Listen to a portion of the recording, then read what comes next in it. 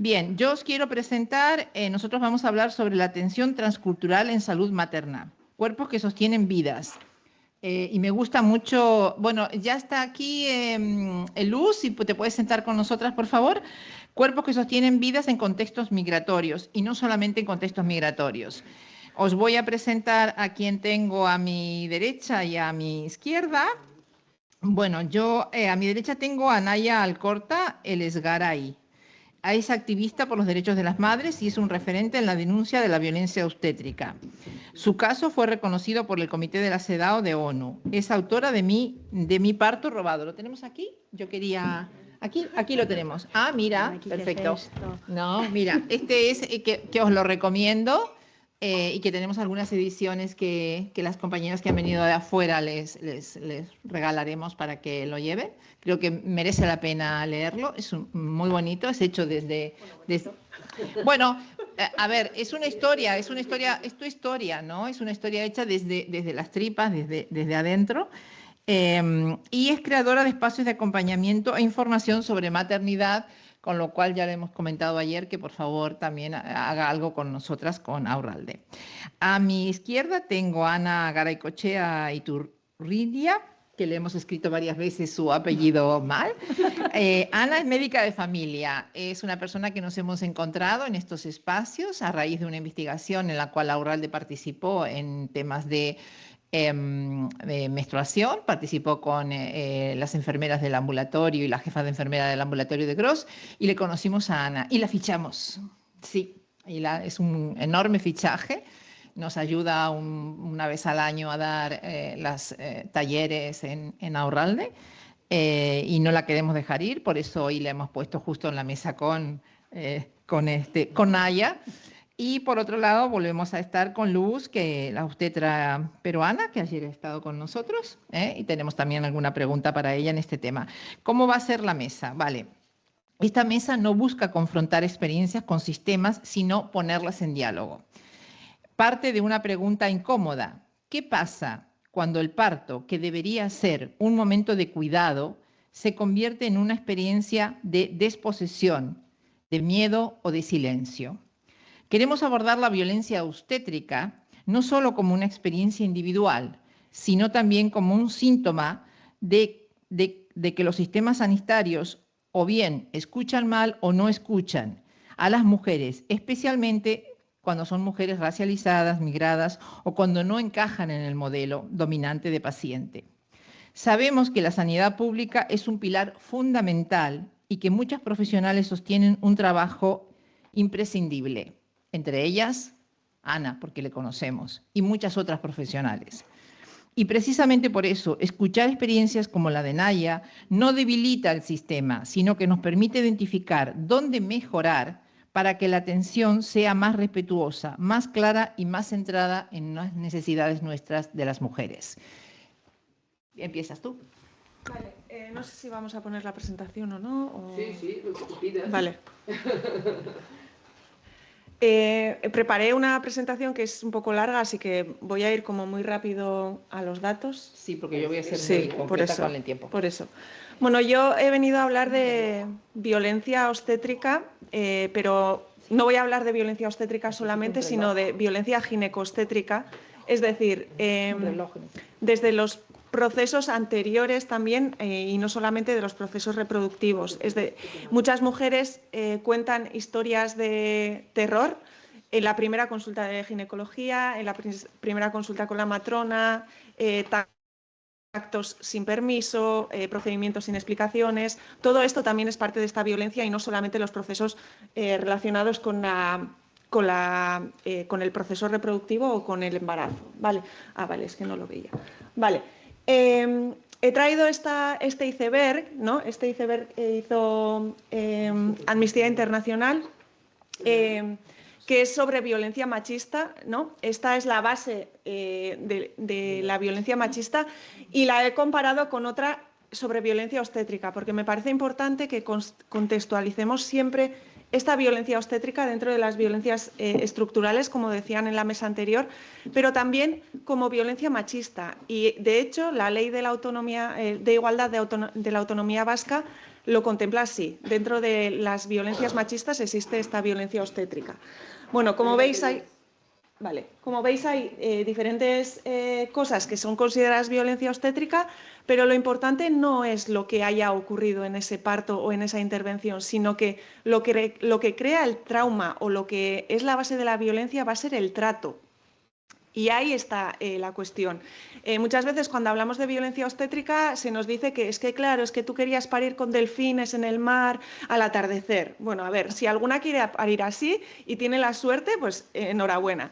Pero no va de eso, sino que va de que, por un lado, se cumpla la ley de autonomía del paciente, esta ley que hemos mencionado mucho durante las jornadas, que se recabe de manera adecuada el consentimiento informado y, sobre todo, se nos trate con respeto y como personas humanas, porque parece que las mujeres no tenemos acceso a estos derechos humanos básicos. Por lo tanto, cuando hablamos de esta violencia, estamos hablando de datos espeluznantes. Por ejemplo, un estudio de 2020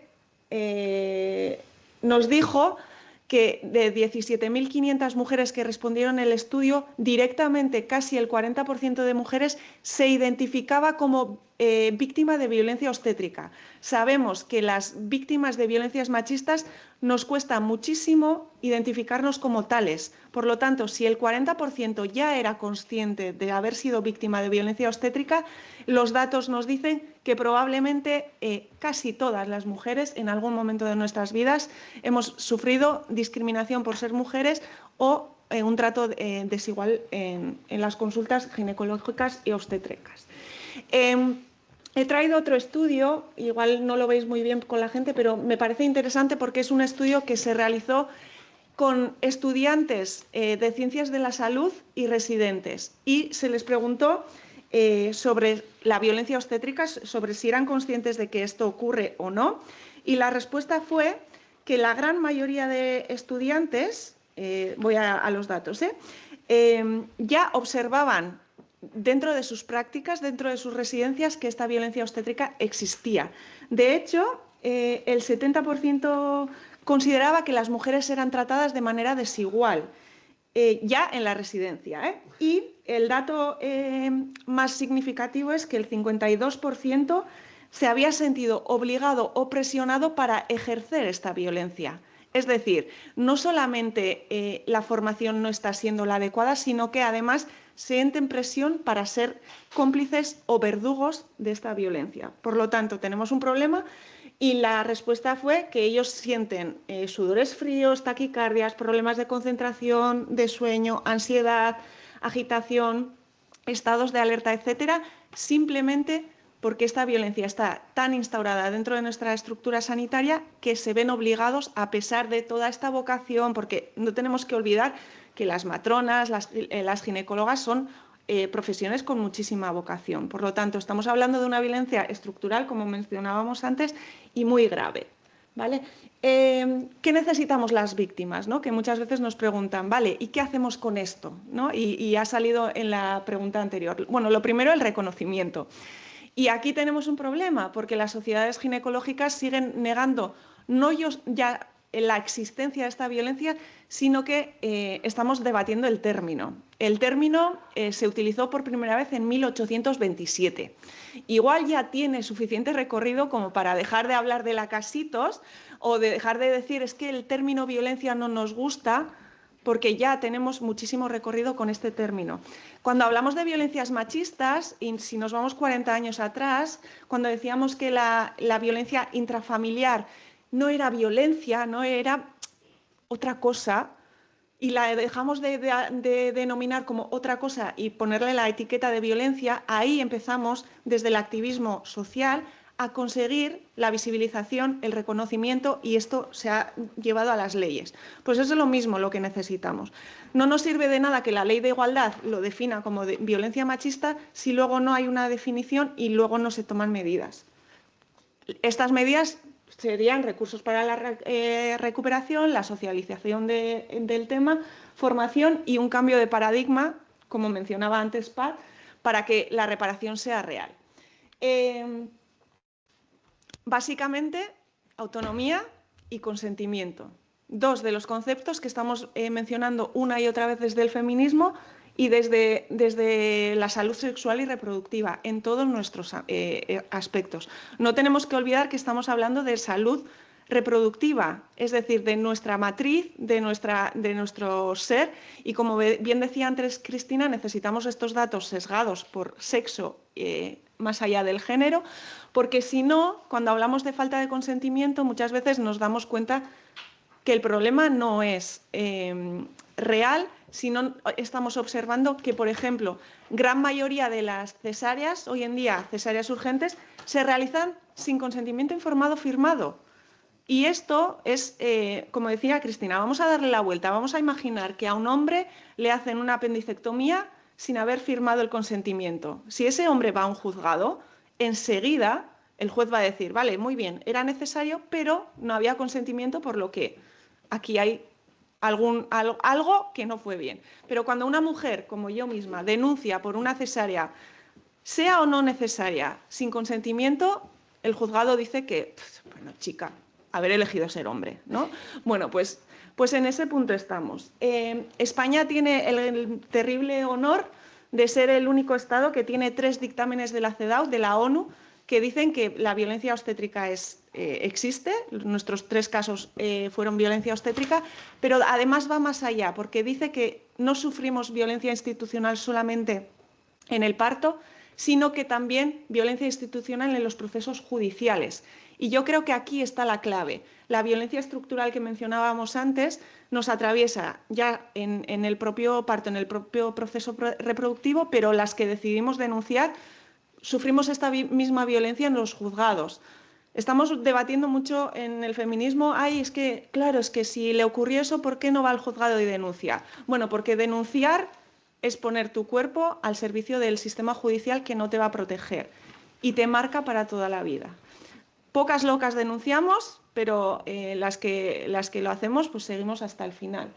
Por eso es necesario que creemos estos espacios y hablemos de salud reproductiva. Sí, ya está. Listo. Vale, voy a pasar a Luz. Voy a hacerle una pregunta muy concreta para que después le demos el espacio a Ana. ¿Sí?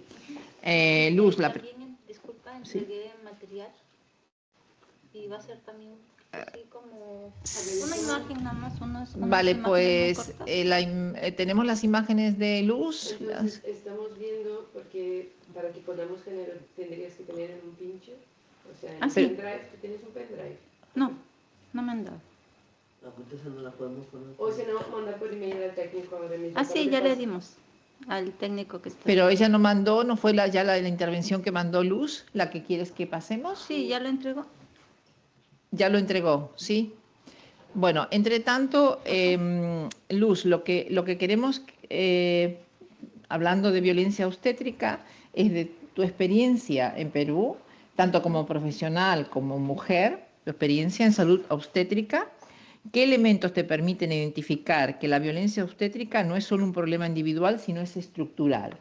Si lo ves así tú en Perú. O sea, tú cuando estuviste atendiendo a mujeres o en tu propio proceso de hija, madre, hermana, amiga, este tema de la violencia obstétrica se habla en el país, hay datos, las mujeres tienen cauces como para llegar a lo que ha llegado Nayara, o sea, una denuncia y un espacio. Sí. Buenos días con todas. Mayormente en el Perú, sobre todo en zonas rurales andinas, desconocen mucho lo que es violencia obstétrica, ¿no? Salvo que en la ciudad sí, mayormente pues ellas saben sobre su salud sexual, saben sobre sus derechos reproductivos y ahí sí suelen denunciar, pero en zonas rurales tienen mucho miedo denunciar y también pues quería poner una imagen más o menos para explicar.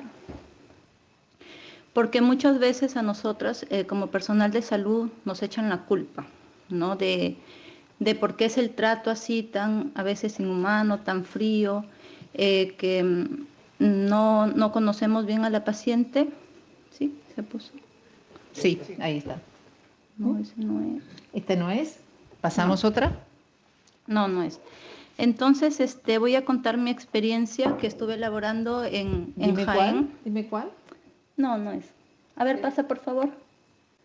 Ya, ese quería poner. Esta, vale, perfecto. Ahí yo estoy tanto como personal de salud atendiendo un parto y estoy como paciente acá en O sea, en el hospital de estás Donosti. como paciente y Sí, estás como... quise vale. poner y cómo estoy atendiendo un parto en el hospital de Jaén. Vale. Entonces vemos la gran diferencia, ¿no? Una en la infraestructura, y eso es lo que quería contar, lo que yo pasé en el hospital de Jaén. Bueno, yo era personal contratada solamente por meses, y sobre todo en las guardias nocturnas yo era la que cubría todo, o sea, emergencia, centro obstétrico y porperio, ¿no? Esas tres situaciones yo las tenía que atender solas. El ginecólogo de turno me dejaba su número, si es que es algo grave, me llamas, y si es que es algo grave ya tienes listo el monitoreo fetal y la analítica, ¿no? Esa era una. Entonces, para mí era muy difícil, y ahí pongo ese ejemplo porque me acuerdo bien que entrando a ese turno, la entrada es a las 7 de la noche y salgo 7 de la mañana. Entonces, ni bien ingresé, ya tenía en emergencia, ¿no? Centro obstétrico, esperándome esa paciente con 8 de dilatación. Tenía otra multigesta que después dio a luz a las 2 horas prácticamente y tuve que atender el parto. Y después subir, porque era en el segundo piso donde estaban las puérperas cesariadas, ¿no? Pasarles el medicamento. Incluso, como no me daba tiempo, no me podía identificar. Entonces, ¿yo qué les decía? Obstetra luz, y les ponía en grande mi número para que cualquier emergencia o que tengan dolor, porque sí, me daba temor atender pues en esas condiciones, ¿no?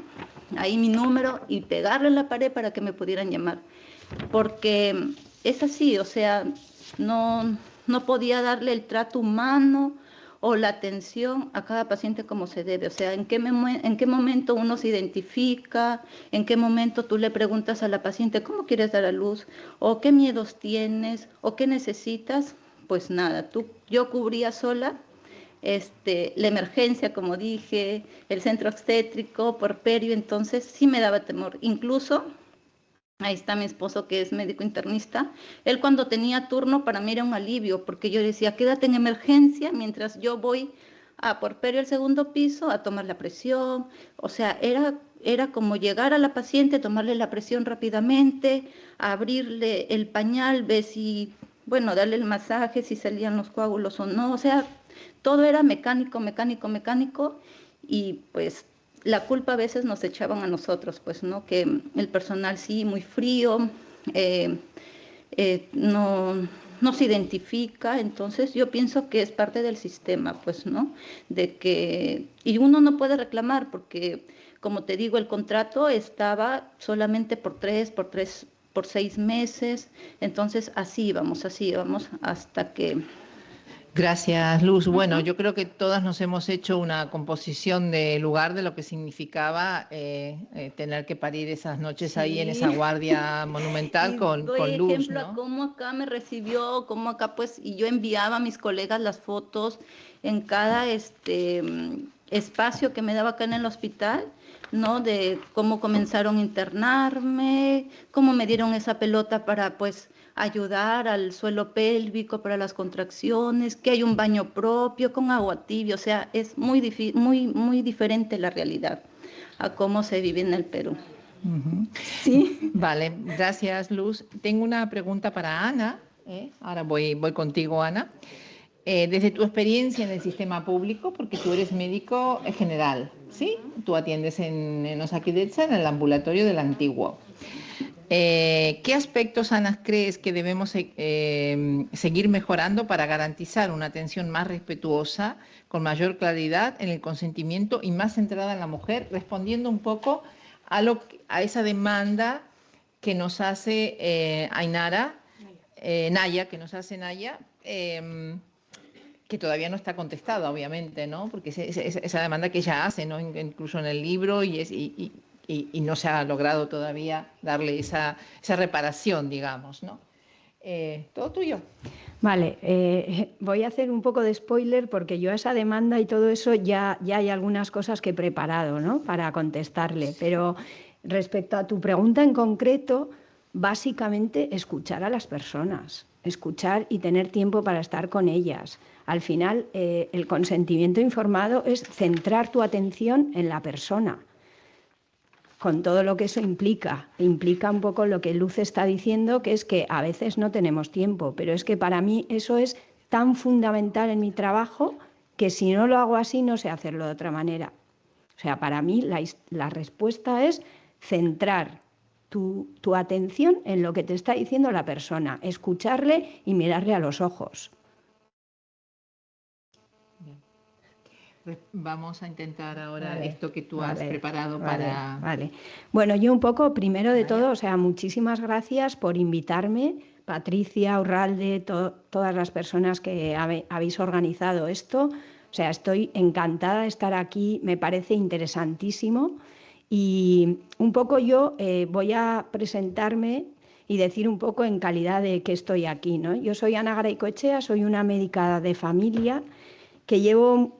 O sea, yo si fuera activista de algo, soy activista de la sanidad pública y de ser médica de familia. Llevo muchos años haciendo eso. He trabajado en diferentes sitios. Por ejemplo, he trabajado en Barcelona y Londres, donde conocí a muchísimas mujeres de otros países y puesto que trabajé allí me di cuenta que si no les intento entender de dónde vienen, cómo son, cómo ven la sanidad, no voy a poder responder bien a sus demandas.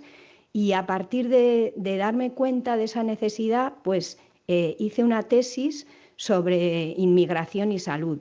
Y la verdad es que aprendí mucho más de ellas de lo que estoy convencida que ninguna paciente aprendió de mí, ¿no? Hace unos 4 años he vuelto aquí, yo soy vasca y he vuelto otra vez a trabajar aquí en la sanidad vasca. Supongo que me llamo un poco la madre tierra, no sé. La cosa es que en esta vuelta aquí he conocido a la Asociación Aurralde y a Patricia y bueno, hicimos un trabajo, como ella dice, sobre salud menstrual y emociones. Y bueno, a partir de ahí creo que hemos tenido una relación y unas cooperaciones súper interesantes, ¿vale? Y esto, Patricia me llamó, me dijo, mira, vamos a hacer estas jornadas y tengo que confesaros que voy a ser súper naif en muchísimas cosas porque cuando me dijo te voy a poner en una mesa sobre violencia obstétrica, ahora me vais a tirar cosas a la cabeza, pero es que no sabía ni lo que era la violencia obstétrica. Así de ignorante me considero aquí en público, ¿vale? Entonces dije, bueno, soy médica de familia, yo no atiendo partos, y un poco supongo que yo voy a dar un poco el testimonio como de no solo médica de familia, sino de una mujer que ni siquiera me había dado cuenta que había sido sometida a violencia obstétrica, ¿no? Entonces dije, bueno, vamos a empezar de cero y voy a leer el libro de Naya, que bueno, es lo que hice, ¿no? Y cuando leí el libro de Naya digo, madre mía, qué fuerte. Pero si yo hace 25 años tuve 2 hijos, una hija y un hijo, en Barcelona, acabé teniendo una cesárea y todo lo que cuenta Naya me resuena muchísimo, ¿vale? Y supongo que eso que he dicho yo, pues te lo han dicho un montón de otras personas que han leído el libro, ¿no? Yo en aquella época lo entendí como, qué borde era este ginecólogo, pero qué desagradable ha sido esta atención, qué mal me he sentido y ahora pues le puedo poner un nombre y esto es violencia obstétrica, ¿vale? Y o sea, quiero agradecer muchísimo a Naya por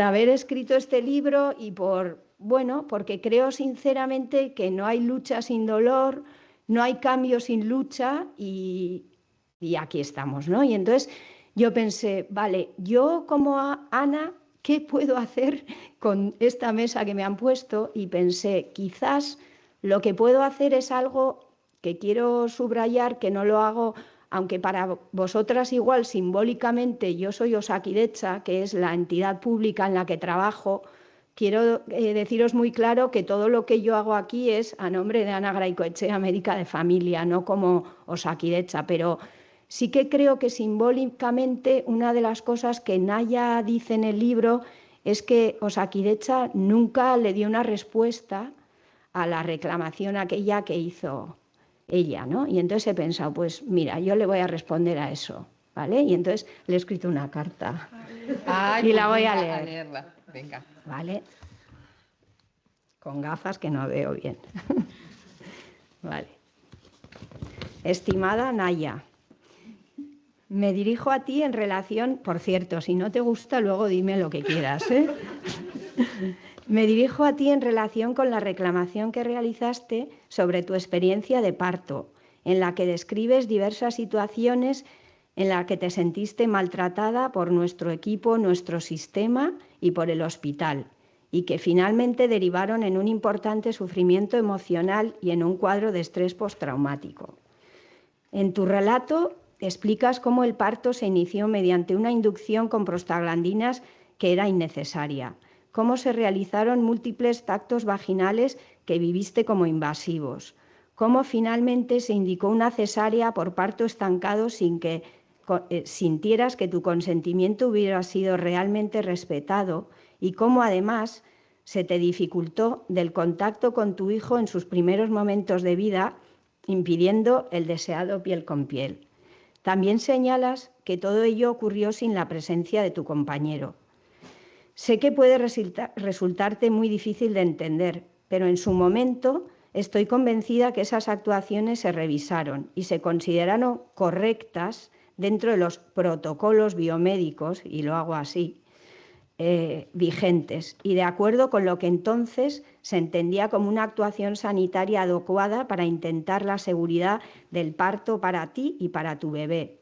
Dentro de, como tú dices en el libro, y Luz nos ha explicado bien, un sistema sanitario público frecuentemente tensionado y en el que todo lo basamos en la evidencia científica. Sin embargo, hoy sabemos que esas revisiones, como tantas otras de aquella época y de esta, se centran casi exclusivamente en aspectos técnicos y clínicos de la atención y no incorporan algo tan fundamental como la experiencia de las mujeres, su mirada, sus miedos, sus sentimientos, ay, voy a llorar, sus expectativas y sus deseos. Por eso, lo primero que quiero hacer es pedirte perdón. Pedirte perdón por aquello que debía haber sido diferente y no lo fue. Aunque las actuaciones se realizaron sin mala intención, eso estoy segura, y siguiendo las directrices, eso no elimina ni un mínimo el dolor que te pudieron causar. Quizás en su momento no recibiste una respuesta que reconociera plenamente lo que habías vivido. Por eso quiero que sepas que tu voz, como la de muchas otras mujeres que han decidido reclamar y compartir sus experiencias, ha contribuido de manera muy importante a que las cosas cambien. Hoy en nuestro hospital o en nuestro sistema se han modificado muchos aspectos de la atención al parto. Actualmente se promueve la elaboración del plan de parto, que tú ya pedías. Se favorece una actitud más expectante antes de indicar una inducción. Se han eliminado prácticas rutinarias que eran innecesarias y degradantes, como el rasurado sistemático, determinadas episiotomías o sondajes. Se garantiza la presencia de la persona acompañante elegida, se respeta la libertad de posición durante el parto y se refuerza el consentimiento informado en decisiones importantes como la cesárea. También se intenta proteger y facilitar el contacto piel con piel, siempre que la situación lo permita. Sabemos que los cambios institucionales no pueden borrar el sufrimiento que tú viviste. Sin embargo, esperamos que saber que tu experiencia ha contribuido a mejorar la atención para otras muchas mujeres pueda, al menos en parte, dar sentido a tu lucha y ayudar en el proceso de reparar tu dolor. Gracias por haber alzado la voz. Ojalá en el futuro ninguna mujer tenga que enfrentarse a una experiencia similar. Un saludo sincero, Ana Garaikoetxea.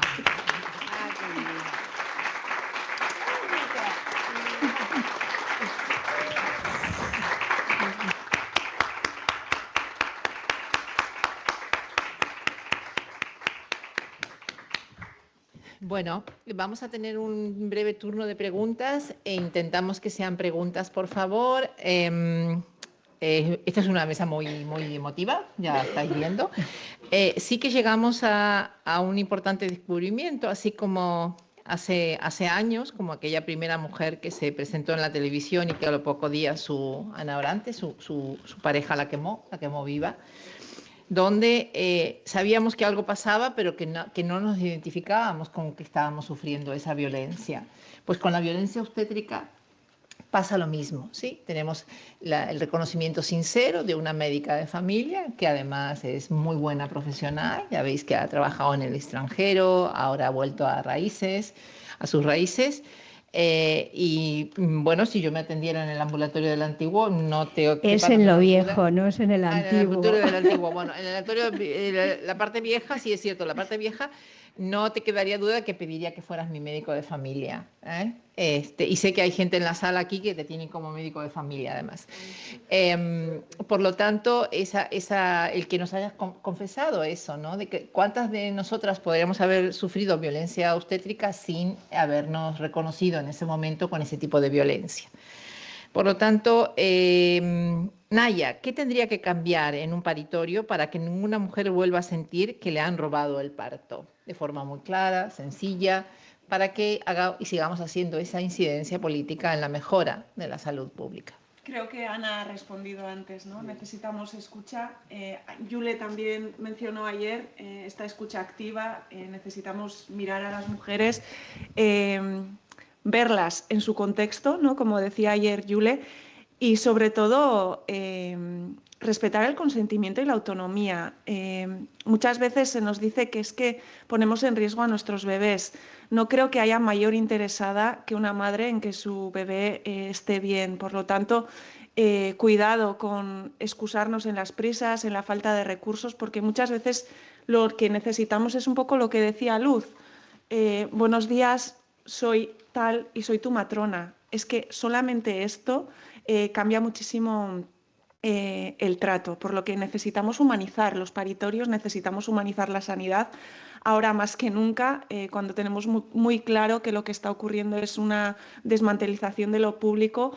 Por lo tanto, yo abogo porque no se nos juzgue por nuestra edad, por nuestra raza, por nuestro color de piel, por nuestras creencias, por nuestro peso, que al final son la violencia obstétrica. Yo siempre digo que es un territorio donde se encuentran todas las violencias, donde todos los boletos que puedas tener por ser discriminada van a aparecer a la vez. Por lo tanto, necesitamos humanizar los paritorios. Tenemos en esta mesa, además, las personas que queríamos sensibilizar. No solamente lo hemos conseguido con Ana, sino que también tenemos a una futura profesional, Luz, que cuando esté trabajando aquí ya se llevará toda esta conceptualización y todo lo que estamos viendo aquí, porque seguramente lo podrá aplicar, ¿no?, en su trabajo. Damos un turno de preguntas muy concretos y muy breve. Sí, levantar la mano quien tenga preguntas. Tenemos menos preguntas en esta mesa. Aquí tenemos tenemos dos, perfecto. Silvia, porque no le damos la palabra antes, no se la he dado. Anita, voy a empezar porque no le he dado la palabra antes. A ver, no, yo era así, me largué simplemente, bueno, agradecerles porque realmente fue una mesa que a nosotras las mujeres que nos gusta conectar con esas emociones, que nos gusta sentir el parto lo hemos pasado muchas de las que estamos en la sala y todas seguramente reconocemos algún momento de que en ese momento no fue todo como queríamos o que nos sentimos mal. Yo primero agradecer a Naya, a Ana, a Luz por los testimonios y pensando, porque ayer, y no es a cuento de traer pero ayer sí que creo que en la mesa donde estuvieron la doctora Luis y con quién estabas, bueno, que quedó un poco ahí, quedó esa tensión entre, ¿no?, este parto es nuestro, no es lo quiero decidir, y el sistema sanitario, ¿no? Yo creo que es lo que, si algo estamos dejando muy claro en estas jornadas, es que estos dos espacios ese espacio tan íntimo y privado como es el momento de ir a parir, ¿no? Dentro de un sistema, este sistema evidentemente tiene que encontrar la fórmula de hacer ese espacio más habitable para la mujer. Y acá sí que pongo también el punto, ¿no? Porque en esto los que venimos del siglo XX, igual lo tenemos mucho más metido adentro, ¿no? De ser muy conscientes que los recursos de un estado, de una salud pública, de un estado de bienestar, de lo que sea, son limitados, ¿no? Y que en ese humanizar, en ese crear ese espacio habitable, no es una carta de infinitos y que cada una puede de A a Z lo que se le ocurra. Yo creo que tenemos que también poner esos límites, ¿no? Sobre todo, digo, las generaciones que tienen tantas cosas a su alcance, tanto que ven todo con tanta facilidad, nosotras que ya venimos de otra era, sí que reconocemos francamente cuáles son esos límites claros que tiene un sistema y que tienen los presupuestos y que lamentablemente me quedé con lo que quería hablar antes, que era, ¿no?, que el tema del capitalismo es lo que ha definido en el siglo XIX, Engels lo dijo claro, familia, propiedad y Estado, ¿no? Y ahí las mujeres no estábamos, por eso venimos tan atrasadas, porque ya cuando se definió eso ya no estábamos. Pero sí que creo que tenemos que buscar ese punto, esa intersección, esa unión, donde este bienestar común que queremos para las mujeres se conjugue también con los límites razonables de un sistema y de público. Exacto. Bien, Anita, ¿la otra pregunta por allí? ¿O... Mientras el micro va, Anita, sí. Por eso mencionaba yo que muchas veces el problema es el trato, porque en el trato no tenemos que invertir, es formación. Exacto. A mí sí me gustaría que se profundizara más, igual aquí no da tiempo, en la violencia ginecobstétrica, porque muchas veces no hablamos de todo ese proceso de violencias que sufrimos las mujeres en la atención ginecológica y que en realidad esta es la que desemboca en la violencia obstétrica y sobre todo en el proceso del parto. Entonces sí que me hubiese gustado tener más profundidad de tu mirada sobre esta violencia ginecobstétrica. Me preguntas a mí, Anita. Vale. Bueno, o sea, yo creo que es la base, ¿no? Al final la atención ginecobstétrica se basa en unos estudios de una mujer negra esclava que fue anarca, que se utilizó su cuerpo para investigar cómo éramos por dentro. Es decir, la ginecología, los padres de la ginecología vienen de ahí y todavía se utilizan esos modelos muchas veces, esos dibujos que fueron del cuerpo de Anarca y otras mujeres esclavas afrodescendientes en América. Entonces, toda la estructura está montada sobre esa violencia, ese machismo, esa estructura. Por lo tanto, lo que antes decía es que en la primera consulta del ginecólogo, ¿cuántas veces nos han metido el espéculo sin explicar, nos han ninguneado, entrar a la consulta y directamente señalar la báscula? Es una estructura que no se sostiene si no fuera por todo este aprendizaje desde la perspectiva machista. Por lo tanto, es curioso que siendo la única especialidad que debería estar centrada en la mujer, todavía sea tan misógina. Por supuesto, en todas las consultas ginecológicas ocurre violencia. Sí, tiene que ser muy, muy breve la reflexión o la pregunta. Yo voy a ser muy breve. Es solo agradecer a Naya y a todo el equipo, a la América de cabecera y a Luz. Pues esta la solución que yo abogaría, sobre todo, es la formación en la comunicación médico-paciente. Yo que vengo de Barcelona, Cataluña, los médicos de familia nos dan mucha formación sobre cómo comunicar con los pacientes, porque es diferente comunicar con alguien que está alegre, diferente de comunicar con alguien que está bajo presión, alguien que está bajo estrés, alguien que está en la depresión, alguien que le va a dar mala noticia que su familiar se está muriendo. Pero los especialistas, cuando digo especialista, matrona, el ginecólogo, y ellos no reciben esta formación. ¿Por qué? Yo creo que deberían también recibir esta formación de la comunicación. Porque yo he escuchado médico especialista decir a un paciente, pues te tengo que quitar 20 años, por favor, ¿sabe? Comunicación, necesitamos formación y formación. Vale, gracias. Ya lo cierro, bueno, gracias. Naya, si me puedes solo, desde que has hablado, ¿no? A mí me quedo con la violencia jurídica que has hablado, ¿no? Porque también es donde nos unimos con lo que hacemos acompañamiento a mujeres, ¿no? Me queda un poco así, si hay avance, tanto con los observatorios de violencia obstétrica y las plataformas que existen, si habéis dado paso o cómo ves o habéis planteado un plan de acciones o cómo lo veis hoy día y igual un plan de otro día, porque me quedo con esto, la violencia jurídica. Bueno, pues a nivel jurídico el estado es vergonzoso. Como decía antes, tenemos 3 dictámenes de la CEDAW, en el mundo solo hay 4, es decir, es bastante significativo, y estos dictámenes no se han cumplido. Y las 3 mujeres que hemos conseguido este reconocimiento de la ONU estamos obligadas a volver a litigiar en el Estado y volver a reclamar que esto se cumpla, con lo que supone que, en mi caso, por ejemplo, 14 años de juicios y todavía no se han acabado.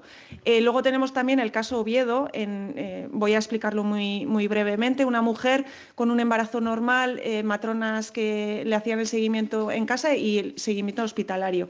Esta mujer se negó a una inducción en el hospital y se fue a su casa, empezó su parto, estaba con su equipo de matronas en casa y apareció la policía y se la llevaron bajo custodia policial porque al negarse a la inducción el ginecólogo de turno decidió llamar al juzgado diciendo que esa mujer estaba poniendo en riesgo a ese bebé. Como bien sabéis, es un disparate, es una detención ilegal, se la llevaron al hospital, estuvo 30 horas sin tener que tener ninguna intervención porque ya estaba de parto, pero por supuesto a ver quién va a parir con la policía en la puerta, ¿no? Acabó en una cesárea que evidentemente si el parto hubiera seguido probablemente tendría un parto maravilloso en su casa. A nivel jurídico, las denuncias de esta mujer se dieron incluso antes de que el bebé naciera porque se activó todo el protocolo feminista en ese momento. Esta mujer ha agotado todas las vías estatales. La justicia en el Estado no le ha dado la razón, es decir, los juzgados han decidido que si eres mujer, pues te pueden detener en cualquier momento por negarte a cualquier intervención. Si llevamos esto, por ejemplo, a los procesos de cáncer, nos parecería un disparate que una mujer se niegue a una quimioterapia y que se la lleven detenida, ¿no? Bueno, pues es lo mismo, porque el bebé está dentro de su matriz. Ha agotado sus vías judiciales y su caso está en Estrasburgo. Se supone que Estrasburgo le va a dar la razón porque es una vulneración de derechos humanos básicos. Entonces, a nivel jurídico, pues seguimos pocas mujeres en esto, intentando conseguir que el Estado admita que las mujeres tenemos derechos básicos y que el consentimiento informado no se pierde cuando tienes un bebé dentro del útero, pues como cuando hablamos del aborto, ¿no? Mi cuerpo, mi decisión, y seguimos en eso, pero la justicia está siendo muy, muy cruel, la revictimización está siendo muy, muy, muy violenta y en mi caso particular, que es un caso que ocurrió en Osakidetza, los juzgados están siendo muy violentos, la revictimización está siendo muy dura y la presión judicial por parte de Osakidetza está siendo terrible. Al igual que cuando una mujer denuncia por violación y se le pregunta qué llevaba vestido, si había bebido alcohol, bueno, pues lo mismo, pero con violencia. Vale, pues ahí lo dejamos, vamos a cerrar esta mesa.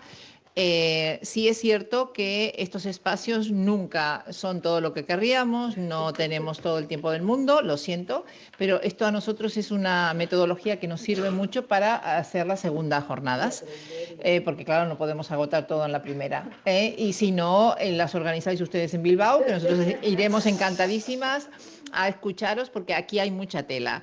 Esta mesa nos deja algo claro, no se trata de decir que todo está mal ni que todo está bien, sino de reconocer que hay experiencias que nos obligan a mejorar y que una sanidad pública fuerte también se construye escuchando, revisando y transformando prácticas para que ninguna mujer viva su parto desde el miedo, desde el silencio o la desposición.